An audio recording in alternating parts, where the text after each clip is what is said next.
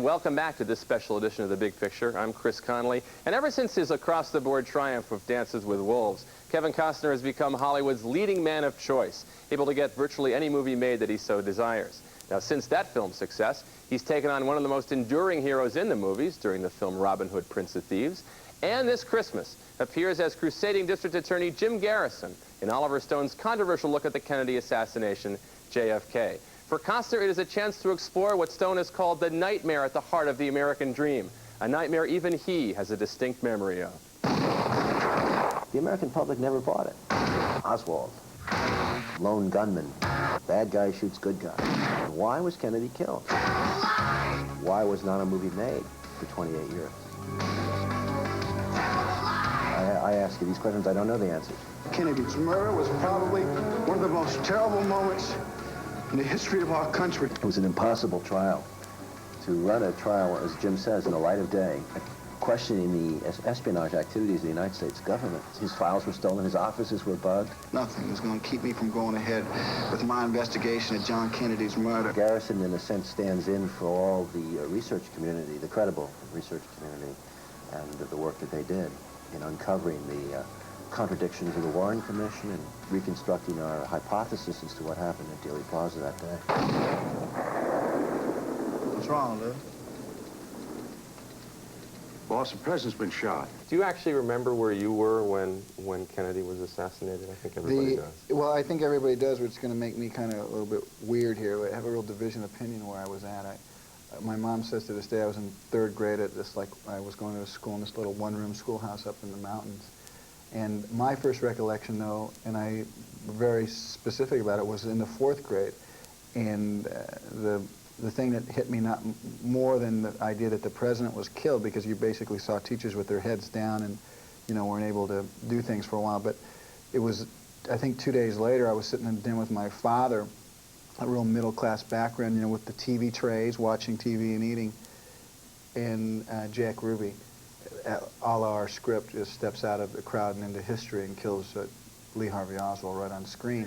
Did you shoot the president? I didn't shoot anybody, no, sir. He seems pretty cool to me for a man under pressure like that. Oswald's been shot. Well, you have to open your mind, you know, to speculation in this instance, because one thing is the information is not fast and ready for us. It's locked away. Most of the information will not be available to us for another 75 years. So, you know, what he does is he does this kind of layman's point of view, which is we've all sat around the dinner table and listened to our fathers and mothers talk politics. And there's a gut level experience that exists there, you know, kind of like just a common sense approach. And I think Garrison starts off with a common sense approach, which is basically why, if a guy's a traitor, is, you know, does he go to Russia and then we like welcome the guy back within 24 hours? You know, even I couldn't do that. You couldn't do that. It would take you longer to get a passport. That doesn't seem reasonable. And Garrison, you know, starts posing those kind of questions to his staff, because his staff is like the rest of America in a sense. We're talking about our government here. No, we're talking about a crime, Bill, pure and simple. Y'all got to start thinking on a different level, like the CIA does. Now, we're through the looking glass here, people. White is black, and black is white. Just maybe Oswald is exactly what he said he was, a patsy.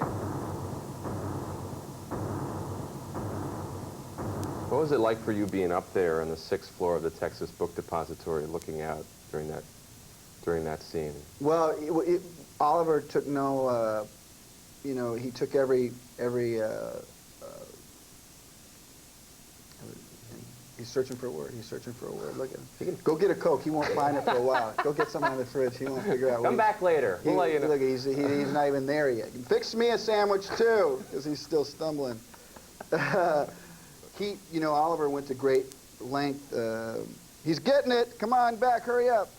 You know, a lot of detail. You know, he didn't spare any expense for the detail of reenacting the assassination. So when you looked out there, you heard the vroom, and you heard this, suddenly 7 motorcycles are coming by, and there was something that you couldn't stop it again. Even if you wanted to shout down to the car, go back, go back.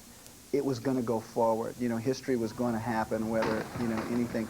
All the forces that were occurring that day were in place again. The FBI tried 2 sets of tests. Not one of their sharpshooters could match Oswald's performance. Not one. And Oswald was at best a medium shot. The scope was defective on it, too. I mean, this is the whole essence of the case to me. The guy couldn't do the shooting. Nobody could. And they sold this lemon to the American public. I think it's very difficult for law-abiding citizens on some level to realize how deep crime can go. You know, how vulgar it can be, how deep it runs. You know, I can just see everybody watching this now, the MTV going, man, this is a serious movie. There's like, I mean, you guys are talking about the government and stuff. But it is, you know, I mean, people's suspicions, you know, we can only imagine, and our imagination doesn't even do justice in a way to how deep things can run. I never realized Kennedy was so dangerous to the establishment. Is that why? Well, that's a real question, isn't it? Why? The how and the who is just scenery for the public. Oswald, Ruby, Cuba, the mafia. Keeps them guessing like some kind of parlor game, prevents them from asking the most important question, why? Why was Kennedy killed? Who benefited? Who has the power to cover it up? Who? Do you feel in a position to defend the worldview that the movie puts across in terms of the assassination, or do you feel I'm playing a role and my job is to present the script as I see it? Well, I have a responsibility in the beginning before I decide to do a movie, you know, and so I had to have my debate months ago, okay? And people will have a debate now, but I had a serious debate with myself, you know, 7, 8 months ago, and I went over a lot of different, you know, whys and what for, and there were questions that existed with me, and I knew that there, you know, there were problems. I mean, one of the big problems, and I wrestled with it, and I came to my own conclusions. So I've done that. People will now converse about the movie and cross swords and whatever and take issue with me. But if I had one thing I feel bad about, I feel bad for the Kennedy family. I feel bad for Jackie, and I feel bad for her children, you know, and his brothers and all their sisters and stuff like that. Because, you know, we have lived off their name. You know, we've parlayed it into a million different things. You know, I guess you're seeing somebody divided right now. That's an issue that I can't resolve. You know, I'm a part of something I think is going to cause them pain again. And I'm not happy about that. But for the rest of the movie, I've done my debate, and now I leave it to others to do their deal. It appears as though something has happened in the motorcade route. There has been shooting.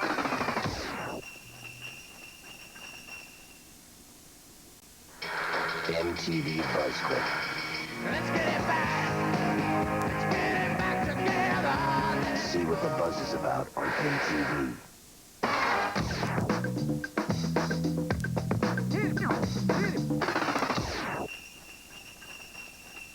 This caps off what has been quite a spectacular year for you, I suppose, doesn't it? Yeah, with 3 movies playing this year, still kind of. Yeah, it's been a good year.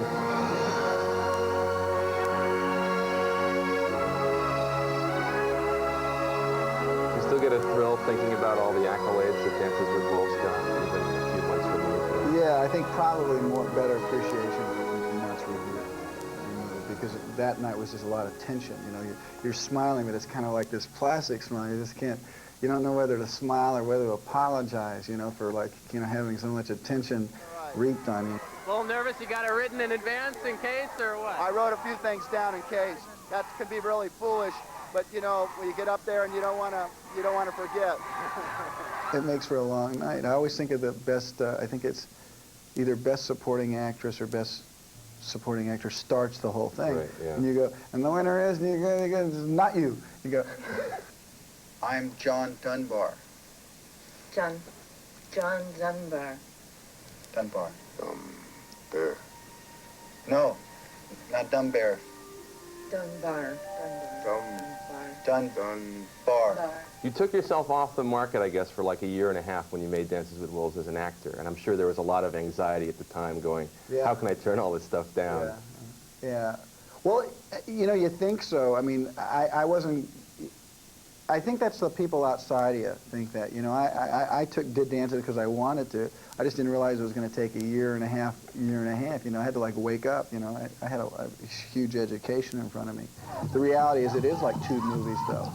It's the length of, you know, 2 movies in a sense. So it all made sense why it took so long. And then the fact that it was successful meant that we followed the movie for a great amount of time. You know, it was played almost a year in the theaters.